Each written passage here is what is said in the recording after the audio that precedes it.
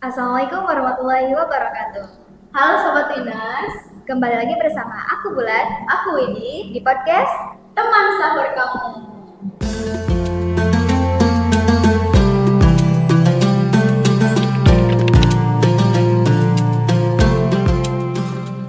Bun, ayo, kenapa kamu malah diem aja? Aku lagi kecewa Wid sama temen aku. Tahu gak sih, kan kemarin ya aku janjian sama temen aku buat ngebuburit, tapi dia malah gak datang karena aku udah siap di posisi itu. Wah, tapi aku juga kalau misalkan ada di posisi kamu bakalan marah sih, kesel. Soalnya kan kita udah siap, tapi dibatalin gitu aja. Apalagi ini bulan puasa, kita tuh harus menahan rasa emosi sama rasa kecewa kita nih, Bun. Ya makanya sekarang aku lagi kesel gitu sama dia. Tapi ngomong-ngomong tentang rasa kecewa, bintang tamu kita kali ini bakalan ngebahas mengenai penanganan rasa kecewa nih. Wah, siapa tuh Wid? Nah, Sobat Winners, bintang tamu kita kali ini merupakan teman curhatnya siswa-siswi SMK Widya Nusantara Sumedang nih. Kira-kira Sobat Winners tahu gak? Langsung aja, ini dia. Ibu Indra. Boleh disapa dulu Ibu Sobat Indersnya. Halo, Assalamualaikum Sobat Winners, apa kabar? Gimana Ibu kabarnya? Baik? Alhamdulillah baik. Alhamdulillah. Ibu, gini nih. Tadi kan kita tuh lagi cerita-cerita tentang Bulan yang katanya kecewa gara-gara dia tuh punya janji tapi dibatalin gitu aja nih sama temennya. Tapi mengenai rasa kecewa, apa sih pengertian dari rasa kecewa itu dan gimana cara kita menghadapin hal itu? Oke, rasa kecewa itu kan merupakan sifat alamiah kita sebagai manusia ya. Nah, emosi itu ada dua jenis emosi. Yang pertama itu ada emosi positif, yang kedua itu ada emosi negatif. Nah, contoh dari emosi positif misalnya senang, kemudian kita menyukai seseorang, kemudian kita merasa bahagia. Nah, itu salah satu contoh emosi positif. Kemudian untuk yang jenis kedua, emosi negatif, rasa kecewa, kemudian kita marah, kemudian kita jijik, itu merupakan contoh dari emosi negatif.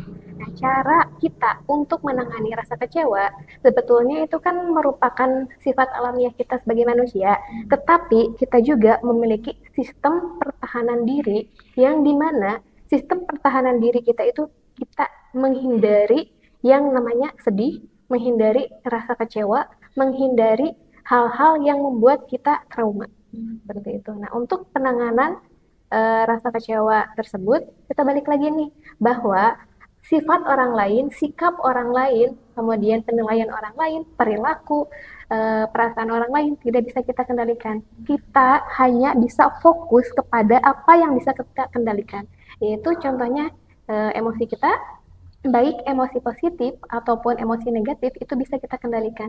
Seberapa jauh nih rasa kecewa yang sedang Bulan rasakan? Kemudian ada nggak nih hal positif yang sebelumnya pernah teman Bulan lakukan? Nah, kita ibu ya biasanya ibu suka punya catatan tuh kelebihan dan juga kelemahan. Nah, ya. Nah, kita misalnya tadi Bulan itu teman dekat atau bukan? Iya, masalahnya temen deket gitu Bu. Teman dekat banget. Berarti udah lama ya Iya. kita bertemannya. Nah, jangan hanya kita melihat janji yang dibatalkan kemarin, tapi kita juga melihat sebelum-sebelumnya apakah dia pernah melakukan hal yang sama atau tidak. Nah, sudah coba ditanyakan belum ke teman? Enggak, soalnya bulan dulu itu kayak dia tuh nggak balas pesan bulan gitu, dua abu aja gitu, nggak pernah kontekan lagi Bu semenjak itu. Mungkin kita bisa cari tahu ya alasan kenapa teman Bulan melakukan hal seperti itu gitu. Nah, Ibu titip pesannya tadi penanganan rasa kecewa itu kita fokus kepada apa yang bisa kita kendalikan. Tadi memang sistem pertahanan diri kita itu kan kuat ya. Kita tidak bisa melihat nih sistem pertahanan diri dalam diri kita. Tapi setiap orang itu memiliki sistem pertahanan diri yang dimana mereka menghindari dan tidak ingin merasakan kecewa, tidak ingin merasakan tertekan, merasa sakit hati itu sangat dihindari. Kenapa Bulan merasa kecewa seperti itu? Karena sistem pertahanan diri itu yang sedang berkembang terhadap diri Bulan. Nah, betul. Jadi kamu tuh jangan langsung kecewa aja gitu. Kamu tuh harus berpikir positif dulu. Mungkin teman kamu ada urusan mendadak atau apa gitu.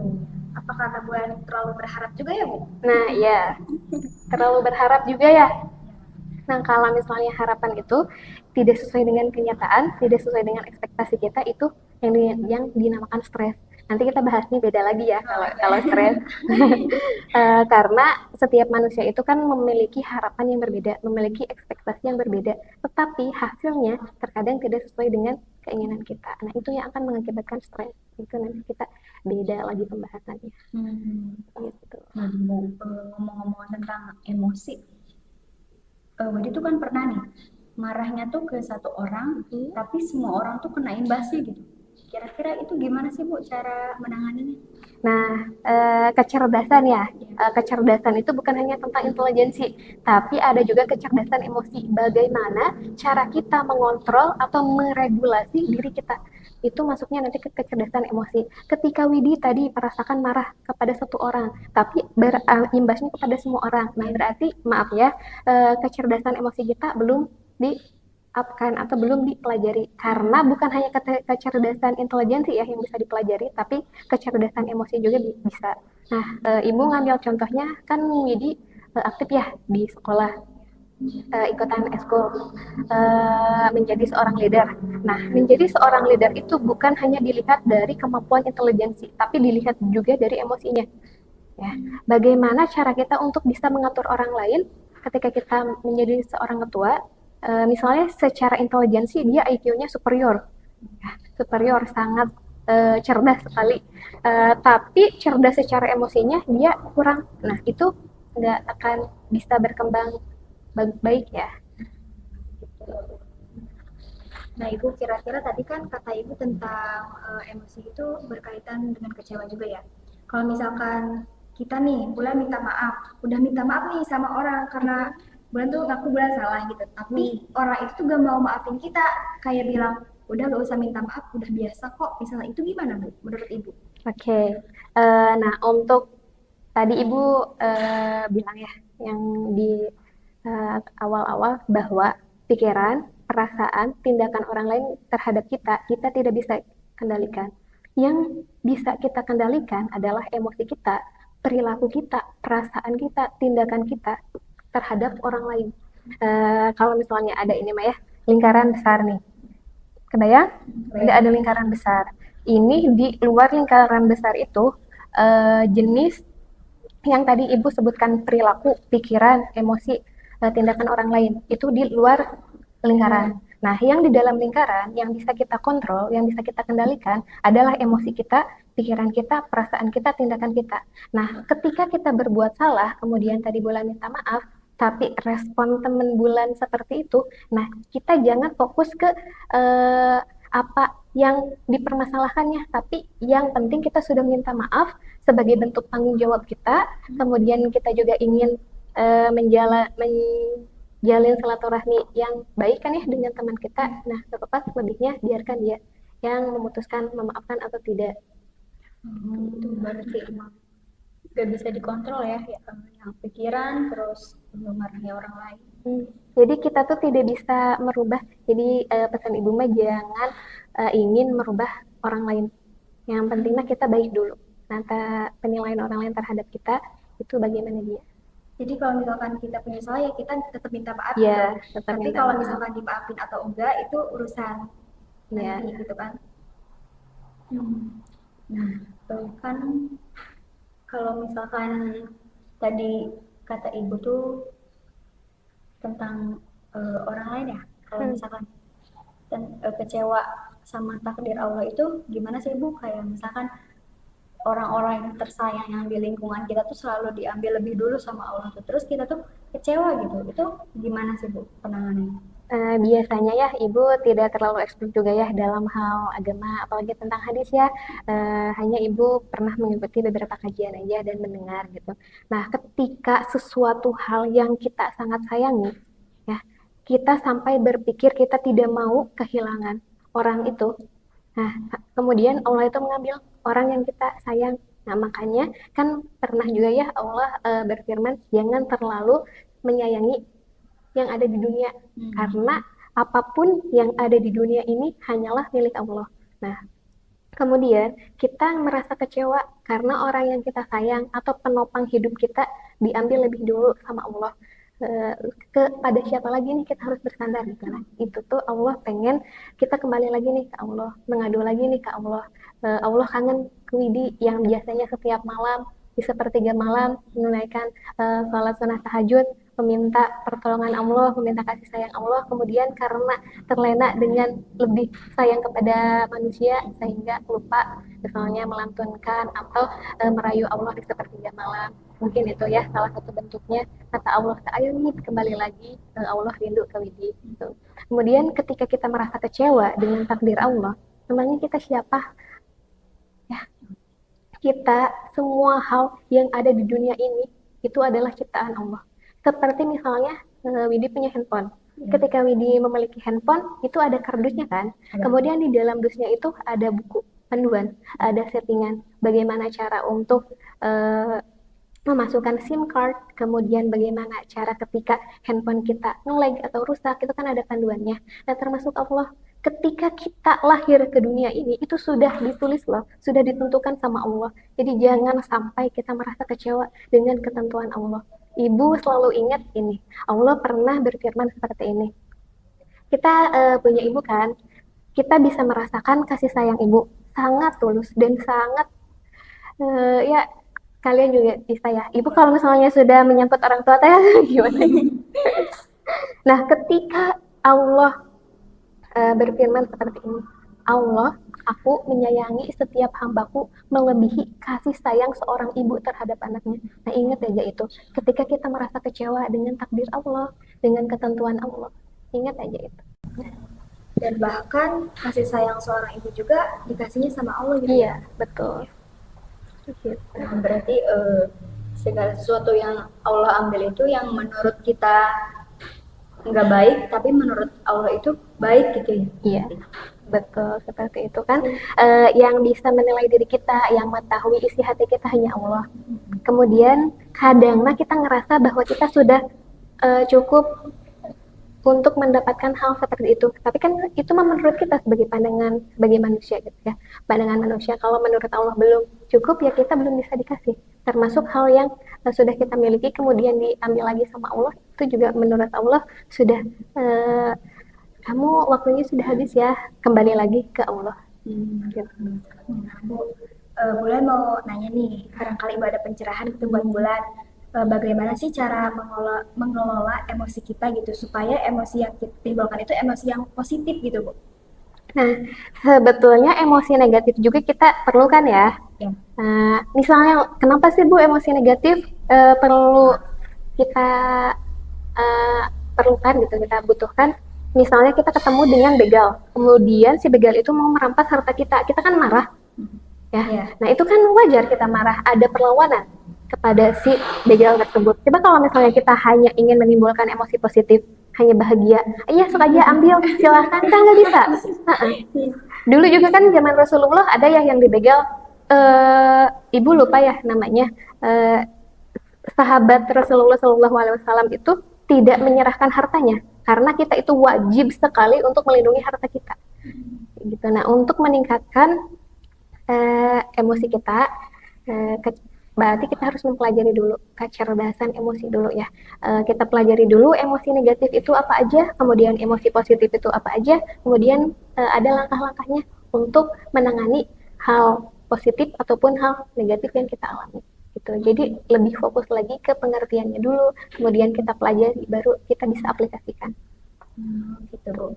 Berarti kita harus bisa menempatkan gitu ya, Bu. Betul. Gimana kita harus emosi yang positif atau emosi yang negatif gitu. Iya. Nah, Bu, tadi kan pengertian secara umumnya aja. Kalau misalkan emosi menurut Nabi Rasulullah SAW itu gimana sih, Bu? Jadi mau tahu.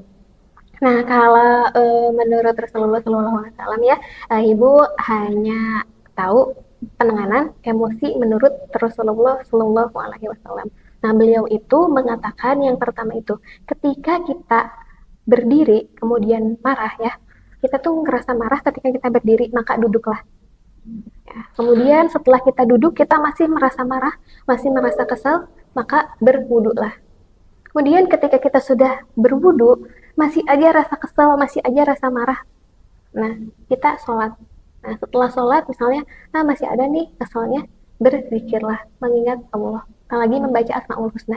Kan ada ya, Asmaul Husna itu bukan hanya untuk dihafalkan, tapi juga harus tahu. Ketika kita butuh kesabaran, karena kan tadi marah, butuh sabar. Berarti perbanyak membaca as-sabur, as-sabur. Kan? Nah, Ibu ngomong-ngomong soal marah nih, tadi kan ngebahas tentang marah. Nah, kira-kira Ibu sendiri nih pernah gak sih yang marah benar-benar marah gitu? Dan bagaimana sih cara Ibu mengatasi marah Ibu tersebut gitu? Oke, Ibu juga kan sebagai manusia biasa ya, walaupun Ibu sudah tahu gitu step yang harus Ibu lakukan ketika Ibu marah seperti apa. Karena kan balik lagi, tadi marah itu merupakan sifat alamiah. Nah, Ibu pernah marah yang sangat marah. Nah, tapi penanganan Ibu berbeda mungkin ya dengan yang lain. Nah, ketika Ibu marah, justru Ibu tuh nggak bisa ngapa-ngapain kayak nge-freeze gitu. Nah, nanti setelah Ibu merasa baikan, baru deh Ibu mengeluarkan amarah Ibu. Kemudian apa nih yang membuat Ibu marah disampaikan kayak gitu. Jadi nggak langsung gimana ini? Belak-belakan gitu. Nggak bisa. Justru ketika marah tuh diem, Diam lebih baik. kayak bergetar tuh. Kalau bahasa Sundanya mah ambak punggung gitu. Nah, iya. Kalau kamu sendiri nih, gimana kalau marah? Kalau aku sih kalau marah harus diselesaikan detik itu juga. Nggak bisa diem-diem kayak gitu. Kalau kamu sendiri gimana, Bol? Kalau misalkan lagi marah nih? Kalau aku, kalau marah sama kayak Ibu sih, lebih ke diem gitu. Soalnya kayak susah banget buat diungkapin gitu. Jadi lebih baik dipendam sendiri. Nanti kalau misalkan udah mendingan, nah baru aku ngomong gitu sama orangnya. Soalnya kan takutnya kalau kita marah kemudian langsung diungkapkan teh beledagan gitu ya. Nah, takut seperti itu ya. Soal biasanya orang-orang yang pendiam gitu ya nggak Bu? Ya. Orang-orang yang dinilai pendiam, kemudian yang jarang marah, justru ketika marah, ketika kita langsung talk back, bisa satu kata, dua kata juga menyakiti.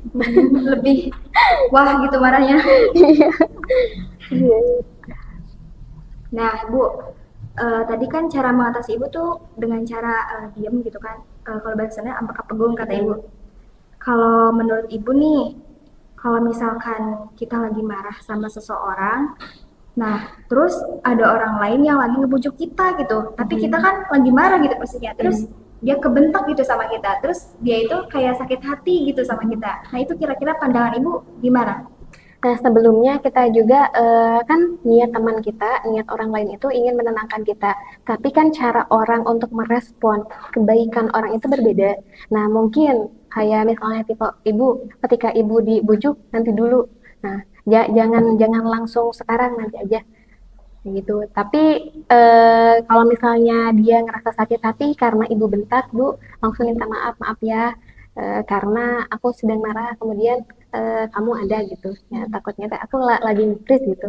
Nah, terus ada kamu jadi kaget, jadi pengennya marahnya ke orang lain gitu, tapi nggak bisa diungkapkan. Jadi mungkin karena ada yang dekat, jadi kebentak, jadi minta maaf, diluruskan. Oh gitu ya Bu. Ternyata kecewa ya tadi kita sedang membahas masalah kecewa. Ternyata kecewa itu salah satu sifat alamiah manusia kan Bu. Nah kalau misalkan kita takut, ini mah takut ya Bu, bukan kecewa. Takut menghadapi masa depan Ibu, itu bagaimana? Apakah salah satu sifat yang alami juga? Nah, termasuk takut. Termasuk takut. Takut itu merupakan hal dasar yang tidak kita pelajari. Sama kayak jijik. Nah, itu emosi negatif yang tanpa kita pelajari, tapi dia udah langsung muncul. Termasuk ketakutan akan masa depan. Belum juga kita mencoba, tapi kita udah takut. Tapi gini, coba ada buku ya. Ini kan ada garis lurus. Ini keberhasilan ke atas, kemudian tidak pernah mencoba sama besarnya ya dengan